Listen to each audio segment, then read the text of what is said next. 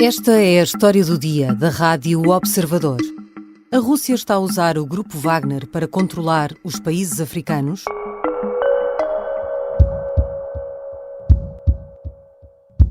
We begin with some breaking news coming in from Sudan, where we're getting reports of heavy gunfire across the capital. Começou como uma luta de poder entre duas fações militares e transformou-se no que agora estará mais perto de uma guerra civil. Em poucos dias, o conflito no Sudão já fez centenas de mortos e milhares de feridos e deslocados. No meio de um cessar-fogo nunca cumprido, surgiu uma voz que conhecemos sobretudo por causa da Ucrânia.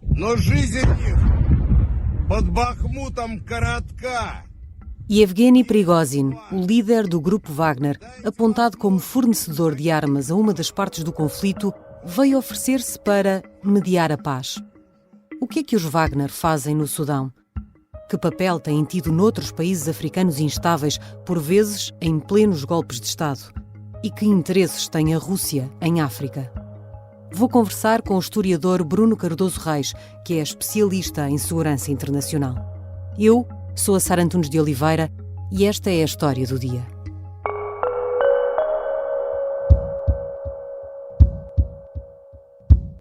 Bem-vindo, Bruno Cardoso Reis. Obrigado. O que é que o Grupo Wagner tem andado a fazer no Sudão?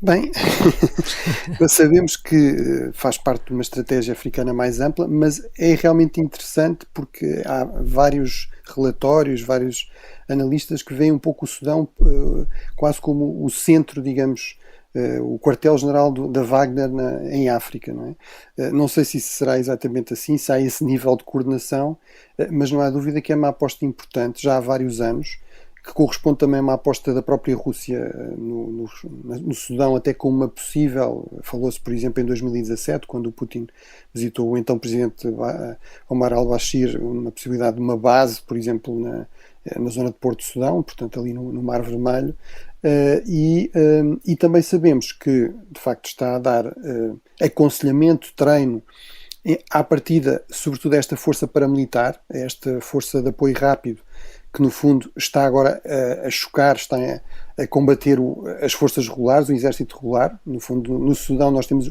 dois exércitos, não é? Uhum. O exército, as Forças Armadas criaram aqui uma espécie de monstro a partir daquelas milícias janjaweed que estavam envolvidas nos massacres no Darfur. Em 2013 institucionalizaram essas forças, criaram esta força paramilitar de apoio rápido e a partir do Grupo Wagner tem ligações sobretudo com esta força e, nomeadamente, também em termos da exploração, digamos, e da segurança das minas de ouro, que são uma das fontes importantes de recursos para o Sudão e que, no fundo, isso será feito em parceria com o Grupo Wagner, quer em termos da segurança, quer em termos também dos lucros. Mas Prigozhin, o líder deste grupo, desta milícia, deste grupo de mercenários, já veio dizer que não, senhor, não está a fornecer armas nenhumas e até a apresentar-se como um possível mediador deste conflito. É para levar a sério? Bem, eu acho que é significativo, ou seja, isso é realmente uma informação da agência TASS, portanto da agência oficial russa. Ele realmente quer aparecer aqui como alguém que não está a tomar partido. Eu diria que ele está aqui a tentar, no fundo, garantir que se os seus aliados, digamos, naturais, ou aquele grupo que é visto como mais associado à Wagner, perder neste confronto, se o exército regular vencer esta mini-guerra civil, em que este golpe, entretanto, se transformou em relação às estas forças de apoio rápido, esta força paramilitar mais ligada à Wagner, que no fundo ele pode dizer, mas isto não nos culpem por este golpe, nós queremos colaborar com todos no Sudão. Ele ofereceu-se até para enviar aviões com medicamentos, com alimentos, e também para mediar o conflito. Portanto, no fundo, e destacou, eu tenho 2 ordens honoríficas dadas pela presidência do Sudão, portanto eu falo com toda a gente no Sudão, portanto sou amigo de todos no Sudão. No fundo, acho que é essa aqui a mensagem crucial, que é não nos ponham só do lado da força de apoio rápido, desta força paramilitar que pode perder neste confronto. Nós queremos continuar no Sudão, acho que aqui é a mensagem crucial, queremos continuar a ter boas relações com toda a gente no Sudão. A verdade é que este é um momento de afirmação, mais um para este grupo, num momento de grande instabilidade num país. Isto é um padrão? Já vimos acontecer a mesma coisa com o Grupo Wagner noutros países a atravessarem situações semelhantes? Bem, há esta ideia que o Grupo Wagner, e não é só uma ideia, acho que ela é validada pelos factos, está associada, tem-se associado, tem apoiado regimes militares, tem apoiado regimes que surgem de golpes. O caso mais evidente é o do Mali, que acabou por levar, aliás, a uma ruptura com a França e com os países europeus, com a retirada até das tropas europeias e, sobretudo, francesas, que estavam a apoiar no combate ao jihadismo desde 2013, e no fundo, o Grupo Wagner supostamente assumir aqui esse protagonismo em termos de apoio, de treino, e, portanto, há realmente essa ligação. É uma das vantagens relativas da Rússia no contexto africano, que é dizer, nomeadamente a regimes mais autoritários, a regimes golpistas, a regimes militares, nós somos parceiros de confiança, nós não vos vamos colocar problemas de direitos humanos, não vamos fazer pressão para haver eleições e haver um processo democrático como os países ocidentais fazem. A nós o que nos interessa é boas relações, exploração de recursos, portanto relações pragmáticas, e portanto no fundo a Rússia aparece aqui como um parceiro muito interessante para esses regimes, na República Centro-Africana, no Burkina Faso. Portanto, não é por acaso que onde a presença do Grupo Wagner é mais forte, parece mais forte, mais consolidada, são países com este tipo de perfil, ou ainda na Líbia, onde o Grupo Wagner surge associado ao Marshal Haftar, não é? Que é um dos senhores da guerra, neste contexto da guerra civil líbia, e que aparece também como apresentando assim uma espécie de modelo autoritário, de restauração de um regime autoritário na Líbia para reunificar o país, não é? Pela força. Portanto, há de facto aí um padrão. Este Grupo Wagner surge claramente associado a esses grupos. Isso não é exclusivo. Por exemplo, a certa altura o governo moçambicano também pediu a ajuda de mercenários do Grupo Wagner para combater a ameaça terrorista jihadista no norte de Moçambique, em Cabo Delgado. Mais uma vez, num momento de dificuldade, não é? Num momento de dificuldade, aí não foi uma questão de golpe de Estado, mas sim, portanto, claramente surge associado a conflitos armados, a golpes de Estado, a Estados frágeis, a Estados com legitimidade internacional mais questionável. O que parece acontecer é que o Grupo Wagner ocupa um espaço vazio em momentos de dificuldade, de instabilidade política e militar. Isto significa que esses países sem recurso a algum outro país no Ocidente para terem a ajuda de que precisam, é natural que se virem para quem oferece essa mão? Bem, eu acho que aí precisamos ter algum cuidado. Acho que, de um modo geral, pode-se dizer que, sobretudo da parte dos Estados Unidos, houve um grande desinvestimento em África. E quando há esse investimento ou essa atenção, é muito circunstancial. Portanto, ora há picos de interesse, ora há picos de desinteresse. Obviamente, todo o mandato do Presidente Trump, ele fazia quase questão de deixar claro o seu completo desinteresse e o seu completo desprezo por África. Portanto, isso objetivamente abre vazios de poder, vazios estratégicos que na política internacional nunca ficam vazios por muito tempo e, portanto, são ocupados por competidores, são ocupados por rivais estratégicos. A China, que aposta mais na presença económica, mas é também uma presença cada vez mais forte em vários destes países. O caso da Rússia, sobretudo na dimensão militar e paramilitar e digamos, destes grupos de mercenários que oferecem alguma segurança ao regime e à extração de recursos, muitas vezes dividindo lucros com as elites corruptas locais. No caso da Europa, eu acho que é menos justo talvez fazer essa crítica.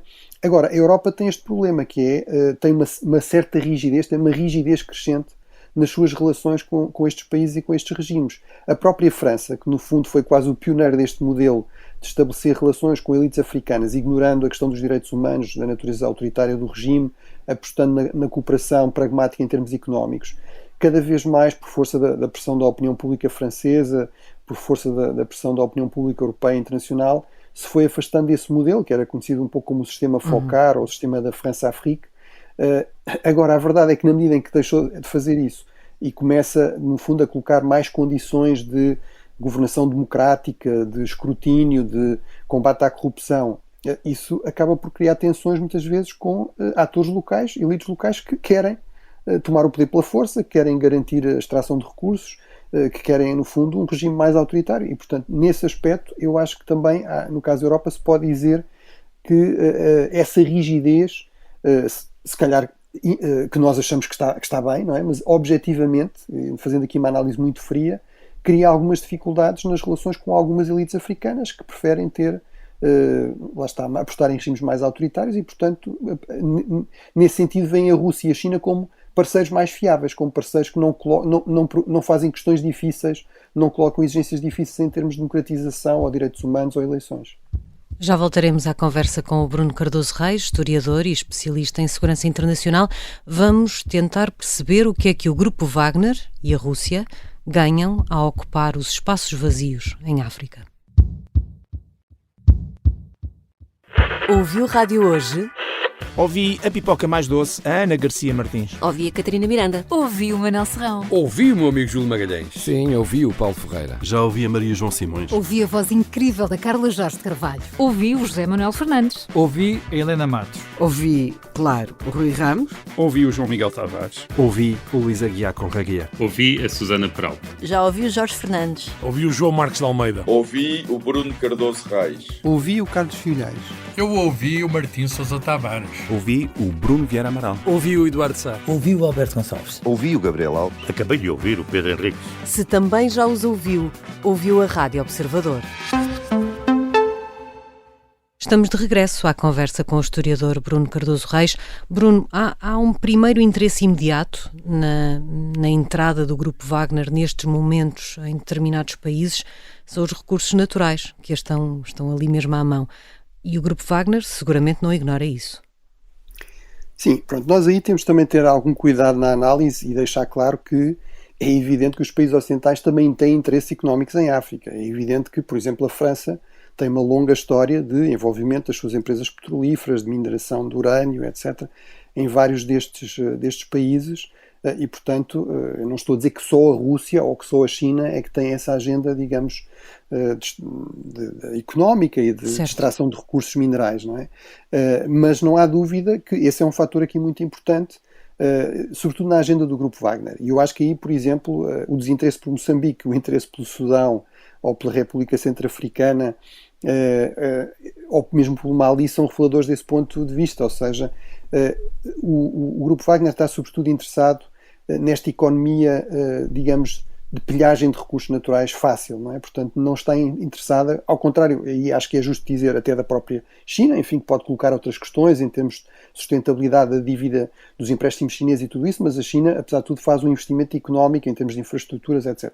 Aqui o Grupo Wagner está sobretudo interessado em controlar recursos que já estão, no fundo, a ser explorados, que são facilmente explorados, que não exigem grande infraestrutura ou que essa infraestrutura já está mais ou menos feita, de lucros rápidos e garantidos. Portanto, realmente uma economia, sobretudo, extrativa, muito em torno destes recursos naturais, do ouro, dos diamantes, e, portanto, isso é muito evidente, lá está, no caso do Sudão, no caso, por exemplo, também da República Centro-Africana, e, portanto, isso permite também estes regimes, no fundo, sem ter aqui uma grande base económica, sem pagar grande coisa propriamente ao Grupo Wagner, não precisam estar a fazer pagamentos para além desta questão que é em troca da cooperação em termos de treino, de alguma ajuda em termos de operações militares, em termos também de fornecimentos de armamento russo, haver depois a garantia de um retorno através da exploração destes recursos naturais e, obviamente, da sua exportação com grandes lucros para a economia global. Первостепенное внимание сотрудничеству с африканскими государствами.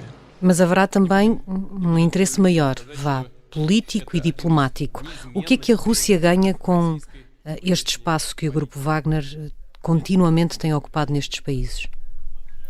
Bem, houve anos, ou houve um período em que ainda se podia pôr em questão até que ponto é que a Rússia realmente estava associada ao Grupo Wagner. E, no fundo, uma das vantagens deste tipo de grupos é permitir, por exemplo, à Rússia dizer não, nós não estamos envolvidos, isto é uma questão privada, mas ficou muito evidente com a guerra da Ucrânia até que ponto é que há aqui o alinhamento entre o Grupo Wagner e, de facto, as prioridades, nomeadamente do Presidente Putin.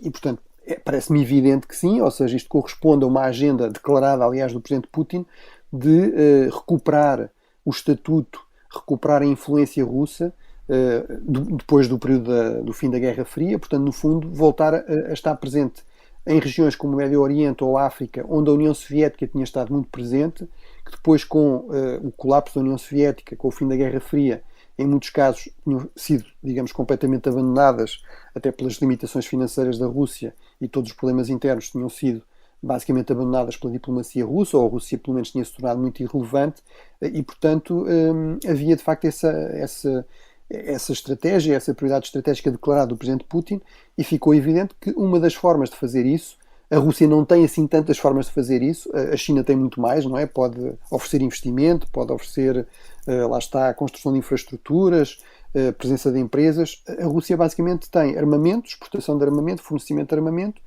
tem eventualmente a presença de forças russas ou, onde isso não era tão conveniente ou tão importante, a presença destas forças irregulares, vamos dizer assim, deste grupo de mercenários, que está associado depois a acordos económicos envolvendo empresas russas, acordos também de fornecimento de armamento russo. Portanto, é evidente que há aqui uma convergência e que inclusive se estende também à própria diplomacia, não é? Portanto, às relações diplomáticas, votações no Conselho, na Assembleia Geral das Nações Unidas. E faz sentido esta ideia revelada por documentos secretos dos serviços de informações dos Estados Unidos, que foram revelados pelo Washington Post, da tentativa de criar uma espécie de confederação de países anti-Ocidente em África? Bem, eu acho que, vamos lá ver, que o Grupo Wagner e que a Rússia tenha essa intenção ou essa pretensão... Não te surpreende? Isso parece-me, exatamente, não me surpreende e parece-me claro, não é? Portanto, o ministro Lavrov, ainda agora nas Nações Unidas, enfim, nas visitas que faz à África ou à América Latina, que fez agora ao Brasil, à Nicarágua, etc., insiste sempre neste ponto. O Ocidente é hostil não só à Rússia, mas também aos países do Sul global, foi o grande explorador da história, enfim, fala do colonialismo, obviamente esquece o imperialismo do Império Russo, ou o imperialismo soviético, ou o novo imperialismo russo, mas enfim, portanto, ele claramente, a diplomacia russa tem essa agenda. Em termos dos países africanos, eu acho que eles são muito pragmáticos, quer dizer, mesmo a própria junta militar do Mali, ainda há uma semana ou duas estava a ouvir o ministro dos Negócios Estrangeiros do Mali a dizer, bem, nós, os franceses, nós tivemos aqui umas tensões, mas se calhar voltamos outra vez a colaborar, por nós estamos disponíveis a colaborar, certamente com a União Europeia, não estamos só aqui alinhados com a Rússia.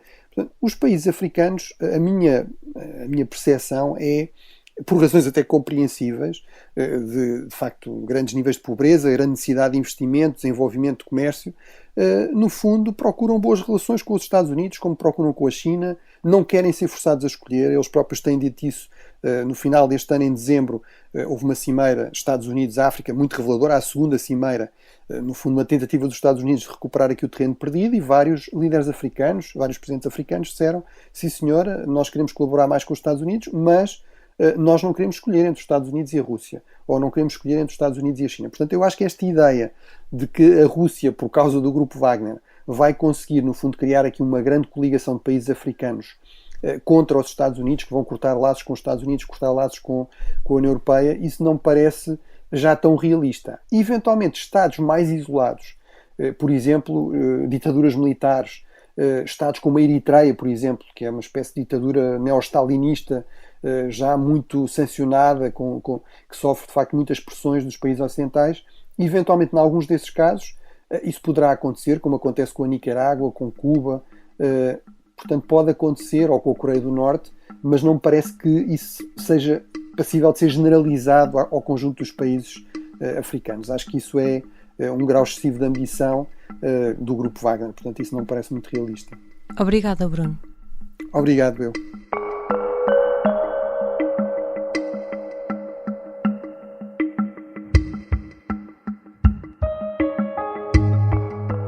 Bruno Cardoso Reis é historiador, especialista em segurança internacional e autor do podcast 5 Continentes da Rádio Observador. Esta foi a História do Dia. Este episódio contou com a colaboração da jornalista Nadine Soares e ouvimos sons da Al Jazeera, do Telegraph e da AFP. A sonoplastia é do Diogo Casinha, a música do genérico é do João Ribeiro. Eu sou a Sara Antunes de Oliveira. Até amanhã.